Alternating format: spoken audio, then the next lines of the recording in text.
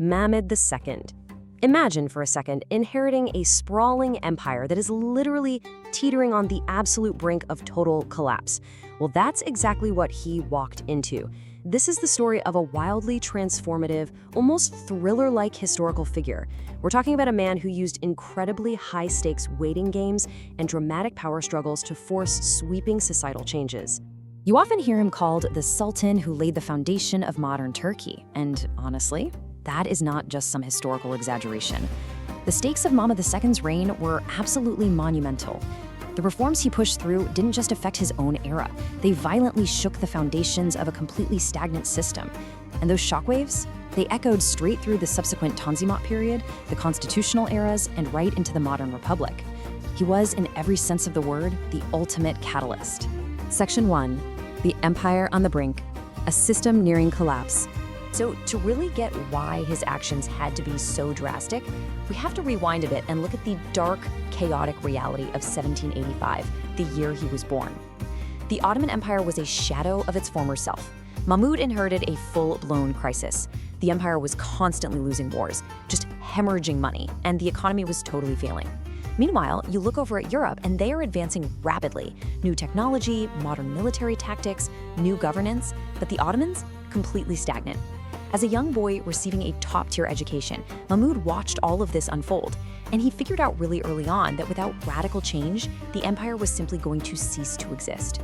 Now, the central antagonist of Mahmud's early life was the Janissary Corps. Once upon a time, these guys were the legendary elite warriors of the Ottoman past, but by Mahmud's time, they had devolved into this undisciplined, corrupt, essentially mafia-like threat to the state. They were deeply entangled in trade, constantly rebelling, and they had grown so incredibly powerful that they could literally depose and execute sultans at will. They were the ultimate roadblock to getting anything done. And this massive corruption led to a bloody, defining trauma in Mahmud's life. Back in 1807, his predecessor, Sultan Selim III, tried to fix the military. He tried creating a modern, European-style army called the Nizam-e-Jadid. Well, the Janissaries completely rejected it. They rebelled, deposed Selim, and eventually murdered him. Mahmud watched his predecessor get slaughtered for simply attempting to reform the system. Talk about a brutal lesson. It was one he would never, ever forget. Section 2. Ascension and Secret Plan. The High-Stakes Waiting Game. Fast forward to 1808. Mahmud II takes the throne. And this is where the historical thriller aspect of his reign truly kicks into high gear. He's surrounded by enemies. The palace is in total chaos. And he knows, without a shadow of a doubt, that if he makes the wrong move, he's going to share the exact same fate as Selim. He realizes a terrifying truth. The state cannot be saved without destroying the Janissaries. Notice that word, destroying. Not reforming, not negotiating with, destroying. But doing this openly meant certain death. What followed was a masterclass in absolute secrecy and extreme patience. He doesn't attack. Instead, he plays the long game over nearly 2 decades. Starting in 1808, he spends years quietly and carefully changing out state officials. He slowly gathers loyal soldiers entirely under the radar. And crucially, he works behind the scenes to secure the backing of the ulama, the religious scholars, as well as the general public.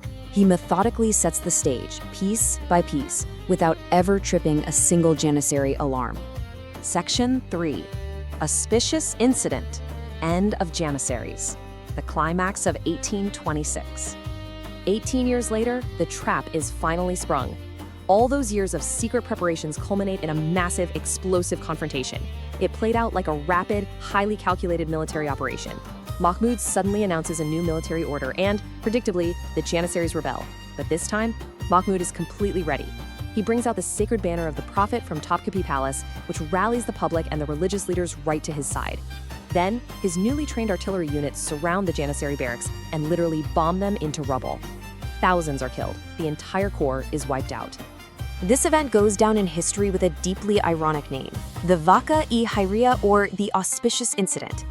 Think about that. What was essentially a massive, bloody extermination was officially recorded and celebrated as an auspicious event. Why? Because it finally unblocked the path to the empire's survival. The mafia was gone. The state could finally breathe. Section 4. Rebuilding the State. The Modernization Cascade. With his greatest obstacle literally reduced to ashes, Mahmud doesn't waste a single minute. We instantly enter a period of cascading, high-energy modernization. He finally has his blank slate to rebuild the empire.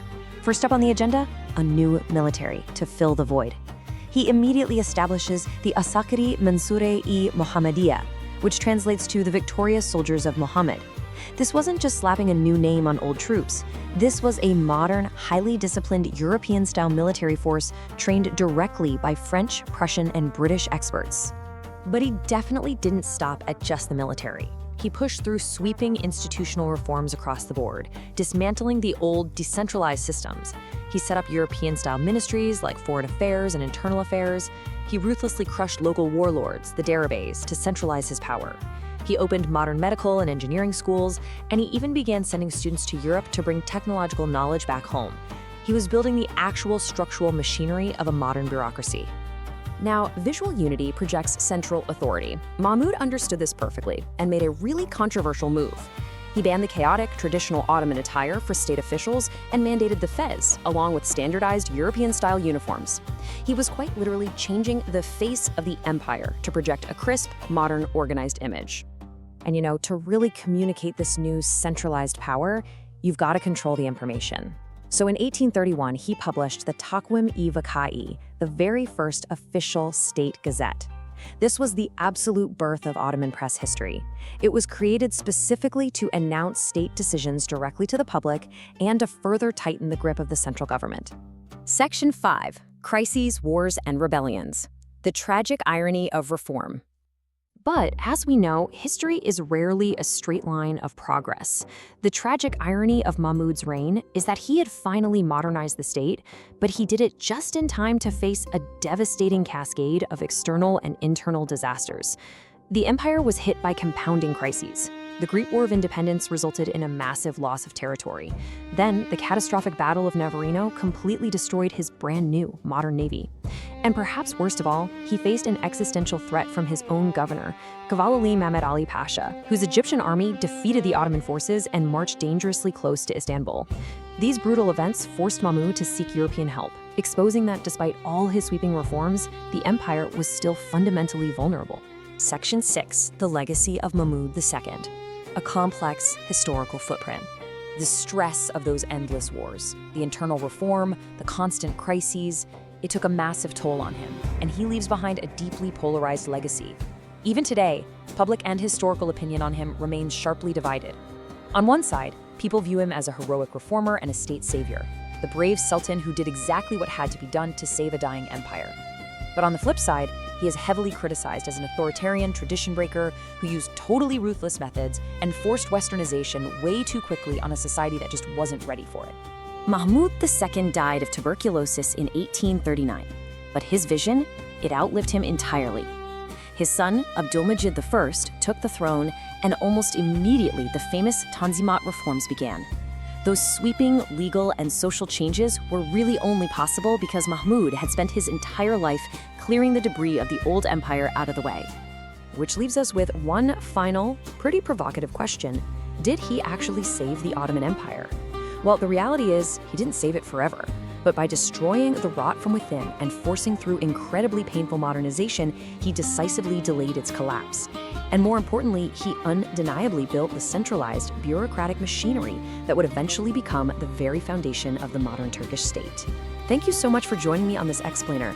Keep asking questions and keep exploring history.